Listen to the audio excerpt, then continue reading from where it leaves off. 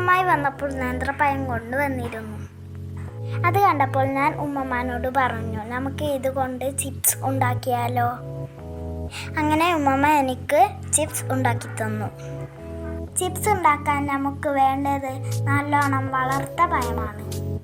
ആദ്യം പഴത്തിൻ്റെ തൊലിയൊക്കെ കളഞ്ഞ് വൃത്തിയാക്കുക.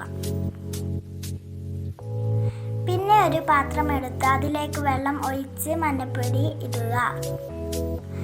ആ മഞ്ഞൾ വെള്ളത്തിൽ 10 മിനിറ്റ് പഴം ഇട്ട് വെക്കുക. പിന്നെ പഴം നല്ലതുപോലെ തോത്തിയെടുക്കുക. ടിഷ്യൂ കൊണ്ടോ തുണി കൊണ്ടോ തോത്തിയെടുക്കാം.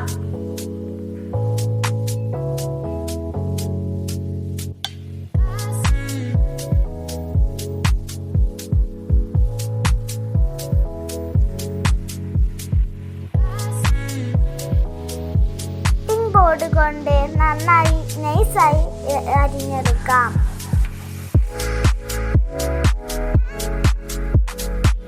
കുറച്ച് വെള്ളമെടുത്ത് അതിലേക്ക് ഉപ്പും മഞ്ഞൾപ്പൊടിയും മിക്സ് ആക്കി കൊടുക്കുക.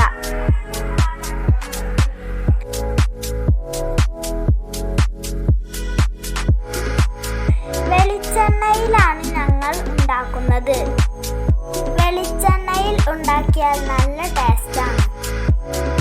വെളിച്ചെണ്ണ നല്ലോണം ചൂടായതിനു ശേഷം അരിഞ്ഞു വെച്ച പഴം അതിലേക്ക് ഇട്ട് കൊടുക്കാം.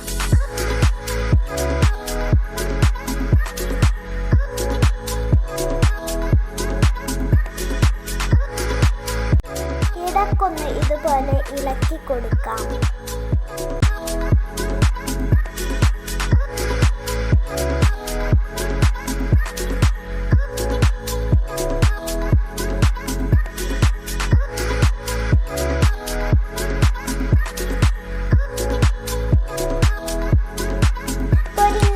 ശേഷം നേരത്തെ നമ്മൾ ഉണ്ടാക്കിയ ഉപ്പും മഞ്ഞൾപ്പൊടിയും കലക്കിയ വെള്ളം അതിലേക്ക് 2 സ്പൂൺ ഒഴിച്ച് കൊടുക്കുക.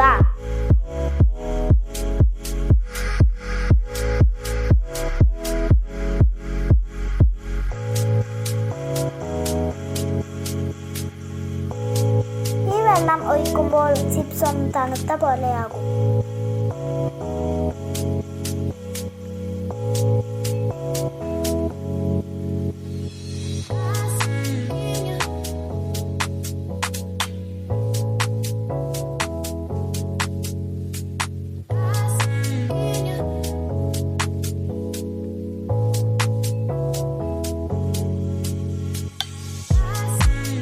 രണ്ട് മിനിറ്റ് ഇളക്കിയതിനു ശേഷം കോരിയെടുക്കുക.